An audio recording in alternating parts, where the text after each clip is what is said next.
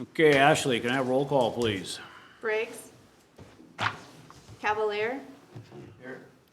Kressel. Here. Klatt. Bedbratton. Here. Melby. Here. Jurdy. Here. Erickson. Here. Okay, it's time for the open forum. If anyone would like to address the council on any issue not already on tonight's agenda, may come to the podium, state your first and last name and address, please. Okay, hearing none. Ashley. Chad? No one's on the bridge. I will close it. All right, thank you. All right, we have one Agent logged up. proclamation tonight. City of Crookston Mayoral Proclamation to declare September 12th through the 18th, 2021 National Assisted Living Week. Whereas residents of assisted living communities and active members of larger communities offer their knowledge, life experience, and involvement. Their past contributions continue to be a vital part of Crookston's rich history, and their ongoing participation deepens our Crookston identity. And whereas assisted living is a critical long-term care option for older adults and individuals with disabilities that foster choice, dignity, and independence. Assisted living communities are committed to excellence, innovation, and the advancement of personal-centered care. And whereas in 1995, the National Center for Assisted Living established National Assisted Living Week to honor the contributions of assisting living communities in providing long-term care to America's seniors and individuals with disabilities. And whereas this year's theme of a National Assisted Living Week is compassion, community, caring, highlights the incredible care and compassion provided by essential caregivers in assisted living facilities across the country. And whereas during this special week, assisted living communities across the country are encouraging to organize activities and events which celebrate the dedication of staff, the individuality of residents, and the deep connection formed in these settings while adhering to COVID-19 safety requirements and precautions. Now therefore, I, Dale Stainbrook, Mayor of the City of Crookston, do hereby proclaim the week of September 12th through the 18th, 2021 as Assisted Living Week in the City of Crookston. I urge all citizens to virtually visit or call a loved one, family member, or friend residing in any care setting and offer a kind word and spend time participating in various virtual activities to unite those from all walks of life in need of our continuing love and support, and to learn more about how assisted living services benefit the larger Crookston. In testimony whereof, I hereunto set my hand and cause the official seal of the City of Crookston, Minnesota, to hereby proclaim September 12th through the 18th, 2021 as National Assisted Living Week. We have Cindy and Lisa.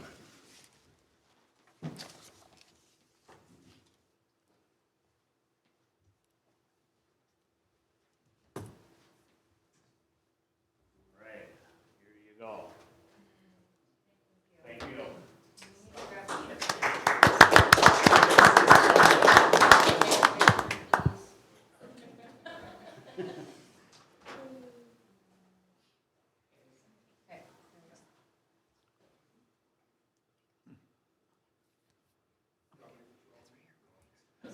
You can leave me on.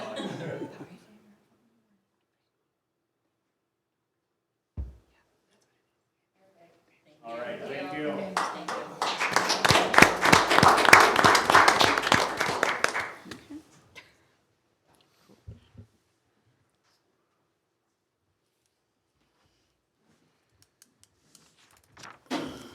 Okay. Do I have a motion to approve tonight's agenda? So moved. Thank you, Joe. Is there a second? Second. Second by Steve. Thank you. Discussion. Hearing none, can I have roll call, please? Cavalier. Aye. Kressel. Aye. Van Bratten. Aye. Melby. Aye. Jurdy. Aye. Erickson. Aye. Okay, this brings us to the consent agenda. Does anyone wish to remove anything from the consent agenda? Hearing none, can I have a motion to approve tonight's consent agenda? So move. Thank you, Wayne. Is there a second? Second by Don. Thank you. Roll call, please. Cavalier. Aye. Kressel. Aye. Van Bratten. Aye. Melby. Aye. Jurdy. Aye. Erickson. Aye. Okay, no public hearing. Ashley, regular agenda. Yes, Your Honor. 8.01 is a resolution accepting park and recreation donations for park benches. Can I have a motion to approve this resolution? Motion, Your Honor. Thank you, Don. Is there a second? Second. Second by Joe. I'll ask for a discussion. Discussion? Hearing none, can I have roll call, please? Cavalier. Aye. Kressel. Aye. Van Bratten. Aye. Melby. Aye. Jurdy. Aye. Erickson. Aye. Okay, motion carries. Item 8.02 is a resolution to approve the amended letter of intent with Epitome Energy LLC, Your Honor. Can I have a motion to approve this resolution? So moved. Thank you, Tom. Is there a second? Aye. Sure. Second by Don. Discussion. Does Amy want to give a little update on this? I would be happy to. And we do have, Dennis Egan is with us via Zoom this evening. Dennis, myself, and Ryan Lintweed were able to have a telephone conference after our last meeting to share some of the questions that the council members had that I was not able to answer for you. One of the things that resulted from that discussion was regarding the timelines that we had discussed. And after talking it through with Dennis and understanding why they used that date, we agreed both for the city and Epitome, it would be more reasonable and attainable to change that December 31st, 2021 date to September 30th, 2022, which does coincide more with their target groundbreaking date. Part of that conversation was being clear that that doesn't mean we wait until then to start, but it gives us a little bit more flexibility as we begin working through some of those project details. There will be conversations with state agencies, city staff, Epitome, and their consultants. So what you have before you in this resolution in 8.02 and 8.03, the only changes you will see is the date in each one changed from December 31st of 2021, replaced with September 30th of 2022. In the resolution, we did rescind the prior versions that were approved by prior resolutions so that this is the final one. There were, if I may, for just a second, address a few other things. One of the questions that was asked by Councilmember Jurdy was what of the requests of the city would be critical, if you will, for the project moving forward. And as we discussed that, okay, now I gotta read back here. So the roads, both in the southern end where the trucks would be entering, which is referred to as the buildup of the 10-ton road in the letter of intent, and then the road that would come out of the Epitome Energy site and connect up to what we commonly refer to as the Ag Innovation Road that exits onto Ingersoll. Those are critical to the project because that's how the trucks are planned to get in and out of the site. The vacation along South Front Street for expanding rail tracks and adding rail spurs has significant impact on the project. If that doesn't go through, there is some backup plans with using the existing rail lines. It would cost Epitome more money to do that, but they would be able to make some other adjustments and still continue on. And then significant budgetary impact would be the 9-year TIF district beginning. And we will have to work with our agencies on when the appropriate time to start that and get those things rolling. But those are the things that Dennis really identified as critical or significant to the project if they weren't going to be approved, or if he would have to make adjustments in other ways. Who makes the approval for the rail spur? For the rail spur? I'm not sure who all would be involved in that. I believe, as I understand it, the rail spurs would actually be inside of the Epitome Energy boundary. So that would be their responsibility then to maintain, is what I understand, but it would be a vote of the city council. I believe it requires, is it 7? I think it requires 7 affirmative votes to vacate the road. And I'll have to, that is identified in our charter, so I So would. we gotta vacate the road in order to make the bid. Okay. Right, yes, without that road vacation, the additional rail spurs and rail lines would not be possible. So that's the part that would come before you. And that road for Ag Innovations, that's gonna be a 10-ton road too, isn't it? Our engineer is saying yes. Yeah. Okay. Any further discussion? I have a couple questions, and unfortunately, I think that the internet's a little unstable. So I just wanted to confirm, would there be some type of public hearing if the vacation of the road was to be considered?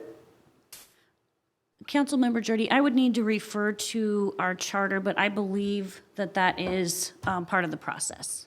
Okay.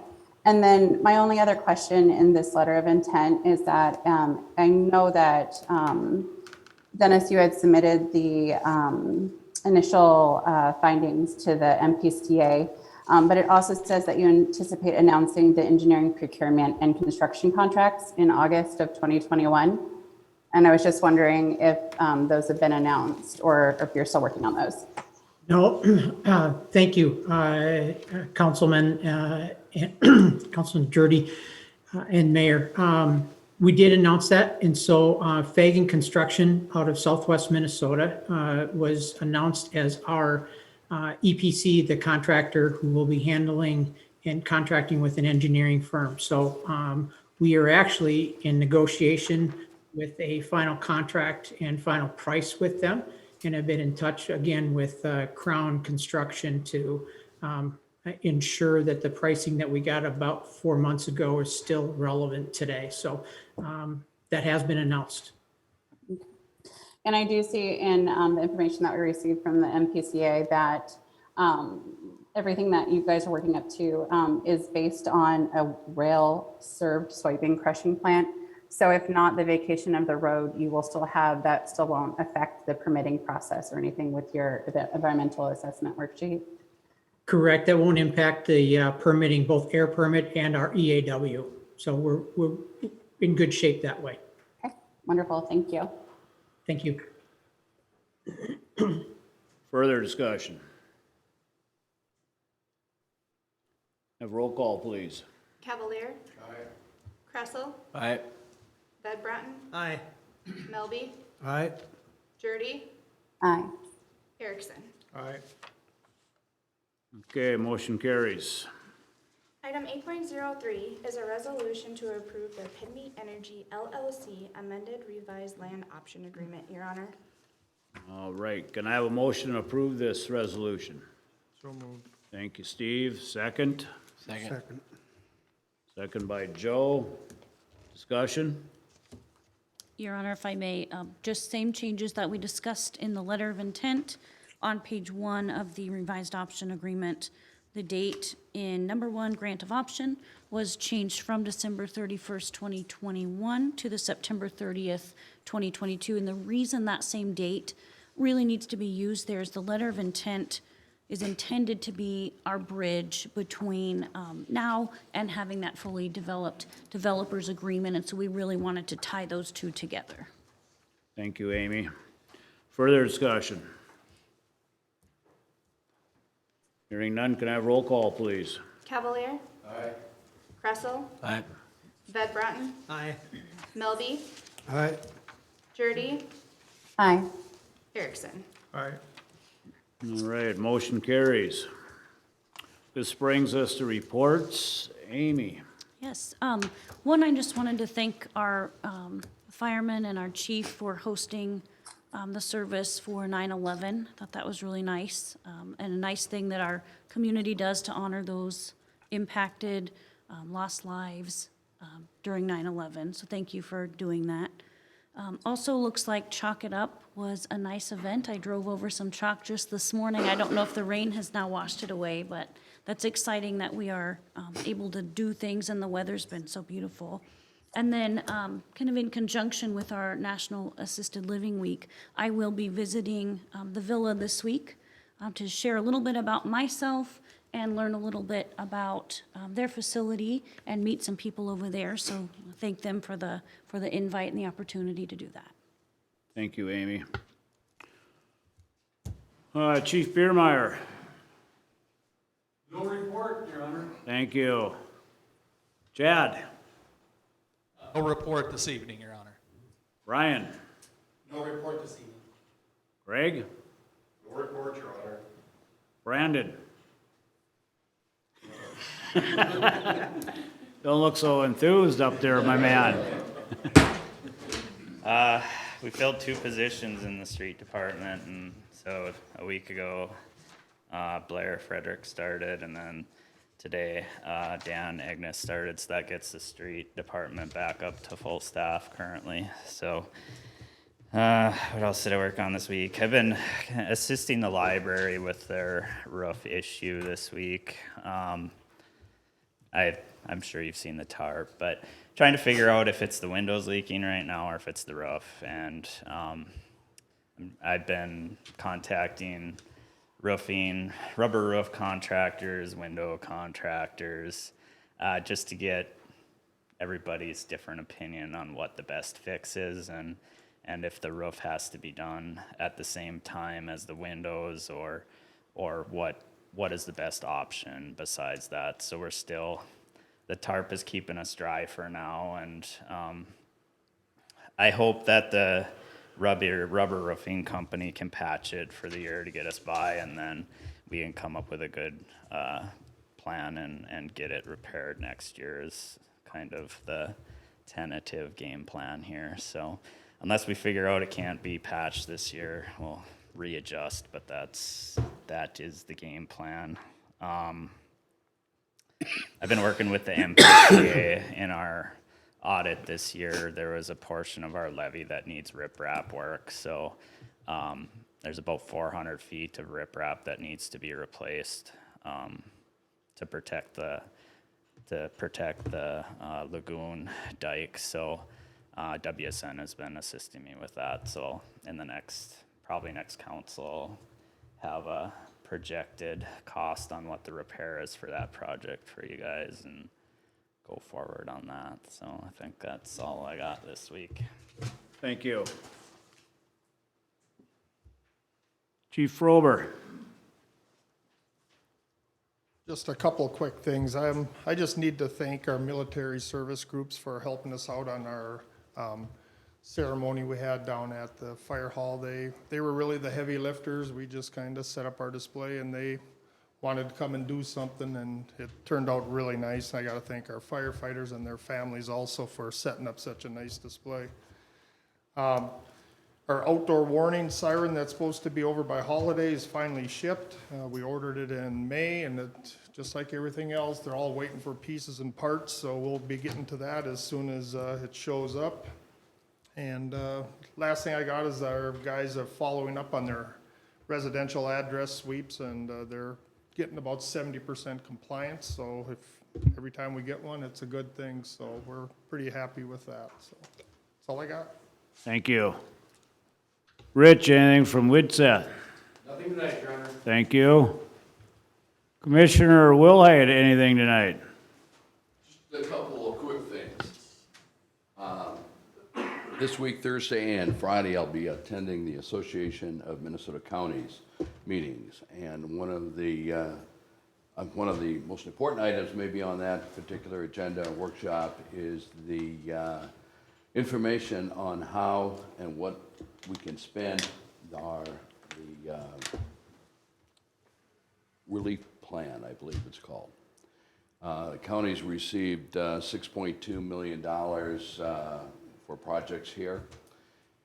And I think in a meeting earlier, you were looking at some possibilities too. So basically, from what I understand, water projects are certainly high on the list, as well as broadband. But we'll be taking a look at some other things, other criteria that might look for us maybe to co-sponsor projects or work together on something like that. So looking forward to that.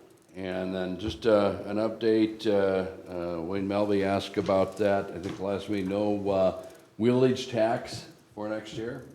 There was a thought that maybe that might be changed, but no, and no increase in the sales tax either on those two agenda items. So we'll keep posted, and we'll work with Amy on maybe some projects that we can team up with. Thank you. Let's start with Tom tonight. I just had a question. I'd called in the other day on that fishing pier over on Pine Street in North Front. I've got an update on that from the park department. Good, because Here, just a something needs to Oh. definitely be done there. Sorry, I forgot That's to okay. mention that Jake That's- wasn't here. That's okay. You Go want me to go ahead. ahead? Go ahead, Okay. Amy. They did work on that fishing pier. So that size of rock was put down for ADA accessibility on that pier. But today they did go in and change the slope. Worked all day on that to try to make it where it's a little bit more stable. Yeah. So that was done today. And then they are also changing out some of the light bulbs over at the tennis courts. Okay. So that was my Okay. update. 'Cause, Thanks, yeah, Amy. It was treacherous going down there. Yeah, they worked on that all day today, I think, and feel that it's adjusted the slope and the grade and that it's a little bit more stable over there. Other than that, nothing, Your Honor. All right, thanks, Tom. Joe? No report, Your Honor. Don? I just would like to mention about the signs, and I want to thank the CVB for their welcoming signs that are up. Joe, you can bring this back to the board there and tell them that Yep. it really looks nice. Some people drove in town, came and visited us, and they said they're very nice signs, so they feel welcome. No, they're a very nice addition. I think it makes our town look a little more classy, and people are singing as they come in, and it just gives a welcoming invite. Right. Carmen, playground is ready for the ADA people to come and start playing on it and so forth. And we'll probably have an opening of the Carmen School for those people, so a grand opening as soon as we get the fire board involved, so. That's all I have, Your Honor. Thank you, Don. Steve? I'd just like to say congratulations to the fire department. That is amazing. Every time they do that, it gets bigger and better, so good job with that. And it's nice to see some tar going down now. Get rid of some closed streets, hopefully, so. Thanks. Thanks, Steve. Wayne? Well, as far as the 911 Remembrance Program, was once again, second to none. And I don't know if anybody knows, I just found this out, that Mike Swenson, firefighter, he's the one that lays out the plan for how they're gonna have their setup, right? Him and Shane. Shane? They've got a little group of guys that. Okay, but Mike is, you know, and they had, what, 363 flags? 343 of flags around, and it was really quite the thing. The chief even got a flyover from an eagle, and an unsuspected helicopter came by, so everybody cooperated. Anyway, and also, you know, to the people that put on the Sugar Beet Museum this last weekend, the function out there and the guys that they actually dug beets and ran beets through, and the program at the museum with the steam thresh. I mean, it's as big as what Oxcart Day used to be, you know, just the 1 or 2 day deal. But showing you that there's plenty to do to stay in Crookston, even when you can't go to the lake or you don't go to the lake or whatever. But it was really impressive. There's a lot of stuff, a lot of people around, and a lot of good activities. The coloring down there too, They told me not to bring my crayons and show up, but I just don't. So, no, big weekend, it was really good, and like I say, with all the construction and that's going on, it's been kind of everybody's been living through it, so haven't been hearing too much. Just hoping it's done before winter. That's your big call, right? That's it. Thanks, Wayne. Christie, anything? Yeah, I also want to recognize Shirley Iverson and the DCDP and all the hard work they put into Chuck It Up event. And similar to Wayne, it's just so great to see these high quality events happening in our city. So I just want to thank them publicly for that. A couple weeks ago, we had the opportunity to ride around Ward 4 and kind of with some of the citizens of the area to kind of share with us some of the pain points of that area. And I really appreciate them taking the time to show us that, and also just the amount of care that the city has and its residents is just wonderful to see. So I appreciate those who took part in that as well as we go forward. Other than that, I think that's it for me. Thank you, Christie. I also just kind of piggyback off what everybody said. I mean, Sugar Beet, they had a very great crowd out there. Looks like it's getting bigger and better every year. Chalk It Up. Like I said, there was a lot going on. Also, you know, the days are getting shorter. School's in session, so, you know, kind of look out for students and children running around and catching buses and getting to school. So just keep eye on the road for those. All right, nothing else become before council. We have a Ways and Means shortly. We are adjourned.